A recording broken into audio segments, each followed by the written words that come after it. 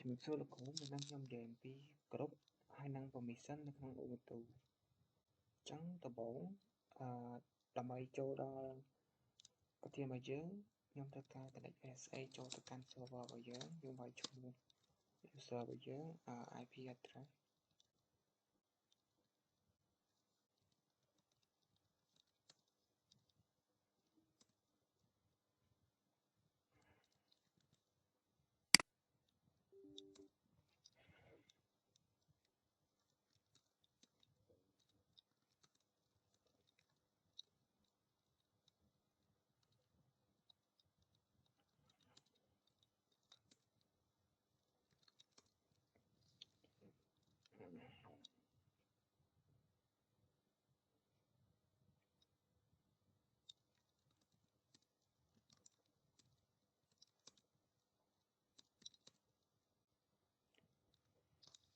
អញ្ចឹងចំណុចដំបូងគេតាក់ទងជាមួយនឹងការបង្កើតក្រុមអញ្ចឹង command ដែលយើងបង្កើតក្រុមគឺថា sudo ក្រុម add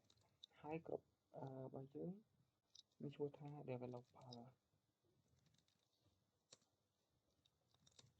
ហើយក្រុមទី2របស់យើងឈ្មោះUX ក្រុមទី3របស់យើងឈ្មោះថា UX UI អញ្ចឹងយើងទៅលេខមើលថាក្រុមរបស់យើងបានបង្កើតហើយនៅយើងមក comment ថា cat etc/ គ្រប់ដើម្បីលេខមើលគ្រប់ដែលយើងបានបង្កើតអញ្ចឹងគ្រប់យើងបង្កើតមកហ្នឹងគឺមាន3ហើយcònបន្ទាប់តាក់ទងជាមួយនឹងការ delete គ្រប់វិញអញ្ចឹង comment delete គ្រប់យើងមកគឺថា sudo គ្រប់ដែលហើយយើងដាក់ឈ្មោះគ្រប់ណាមួយដែលយើងចង់ delete ទៅអញ្ចឹងគ្រប់ដែលយើងចង់ delete ឈ្មោះ devops អញ្ចឹងយើងទៅលេខមើលគ្រប់របស់យើងថាបានលុបចេញនៅអញ្ចឹងគ្រប់ devops របស់យើងបានដាច់បាត់ហើយគ្រប់ devops របស់យើងមិនយើងលុបអញ្ចឹងយើង add វាចូលវិញសិនយើងវាយ command របស់យើងមុននឹងមក sudo add គ្រប់devops ហើយយើងទៅលេខមើលគ្រប់យើងម្ដងទៀតថាយើងបានបង្កើតចូលហ្នឹងអញ្ចឹងគ្រប់ devops របស់យើងគឺមកវិញហើយតាក់ទងជាមួយនឹងចំណុចបន្ទាប់ទៀតយើងធ្វើការបង្កើតជាមួយនឹង file មួយចំនួនយើងវាយ command ទៀតថា touch ហើយឈ្មោះ file របស់យើងអញ្ចឹង file ទី1របស់យើងឈ្មោះ developer process ជា .tt អញ្ចឹង file ដែលយើងបង្កើតគឺជា file លក្ខណៈ text ហើយ file ទៀតគឺUX UI process.tt ដូចគ្នាហើយ file ទី3របស់យើងfile ទី3របស់យើង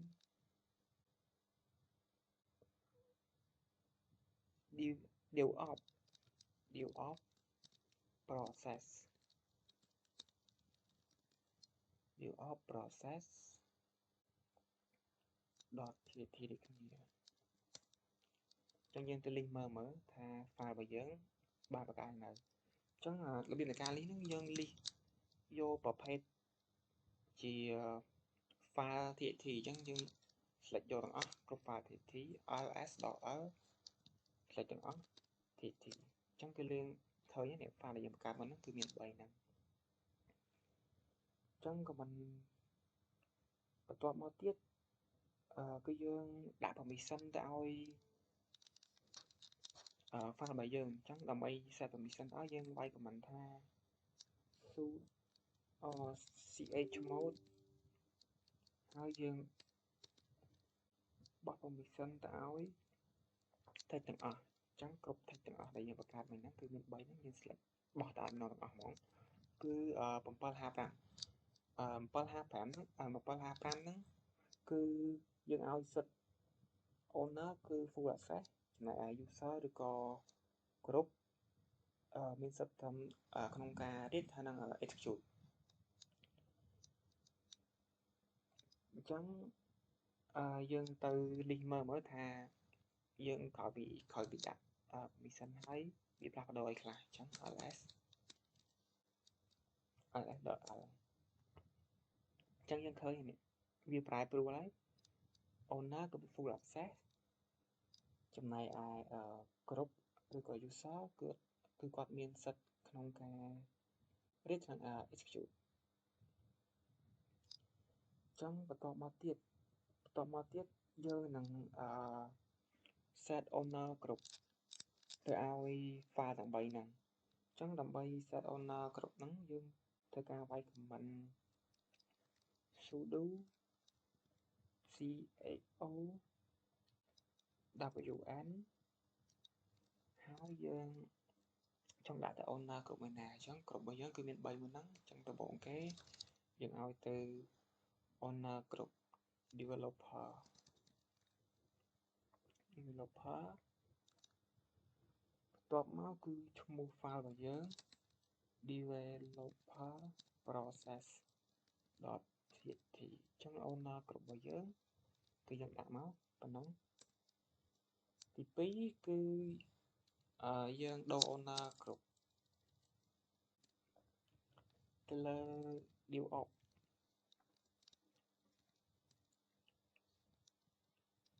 អញ្ចឹងយើងកែ group owner ហើយនឹងឈ្មោះ file DevOps ចុងក្រោយគេហ្នឹងគឺ UX UI ខ្ញុំដូរឈ្មោះ file មក UX UI ហើយ group owner របស់ file ហ្នឹងគឺ UX ហើយនឹង UI អញ្ចឹងយើងទៅលីកម្ដងទៀតមកអញ្ចឹង group owner របស់យើងដូរហើយក្នុង file ទី1ស្ថិតនៅក្នុង group developer ទី2 DevOps ទី3 UX UI ហើយយើងចំណុចចុងក្រោយហ្នឹងគឺយើងទៅ access មើលចង់ដឹងថាយើងមាន permission ក្នុងការ access មិនខ្លះអញ្ចឹងដំបូងយើងទៅបង្កើត user sudo user add darrow direct និង diary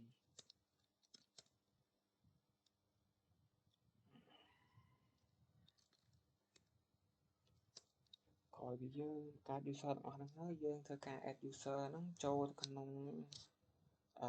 group មួយសិនអញ្ចឹងយើងទៅមើល user របស់យើងថាយើងបង្កើតមុនហ្នឹងបង្កើតបានឬក៏អត់ cat etc /user cat etc /pass.wd អញ្ចឹងយើងឃើញ user មកហ្នឹងគឺយើង create បាន3នេះគឺយើងបង្កើតបានហើយអញ្ចឹងក្រោយពីយើងបង្កើត user ហ្នឹងបានហើយយើងនឹង add user ចូលទៅក្នុង group 3ដែលយើងបានបង្កើតមុនហ្នឹងអញ្ចឹងដំបូងគេខ្ញុំនឹងធ្វើការ add user ចូលទៅក្នុង group យើងវាយ command ថា sudo user.ag ហើយ .clear យើងចង់ add ទៅក្នុង group ណាតដំបូងយើង add ចូលទៅក្នុង group developer ហើយក្នុង group developer ហ្នឹងចង់ add user មួយណាអញ្ចឹងយើង add user darrow ចូលទៅក្នុង group developer sudo user command យក found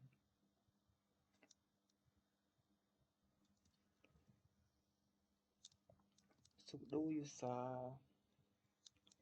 user mode បន្ទាប់មកទៀតយើងនឹង add user ចូលទៅក្នុងUX UI ម្ដងទៅក្នុង group UX UI ឈ្មោះថា Dari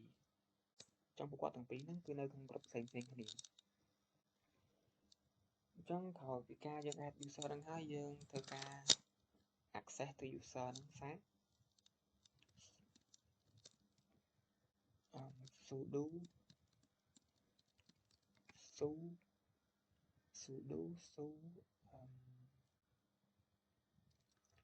daro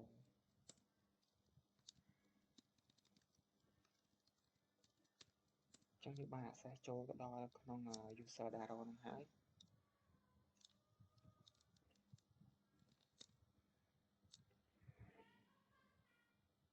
ចឹងយើងធ្វើការ access ទៅកាន់ folder DevOps ដែលយើងបាន add permission ហ្នឹងគឺយើងអាច access បានតែអូនដែរអញ្ចឹងយើង access ចូលហើយហៅ command cat DevOps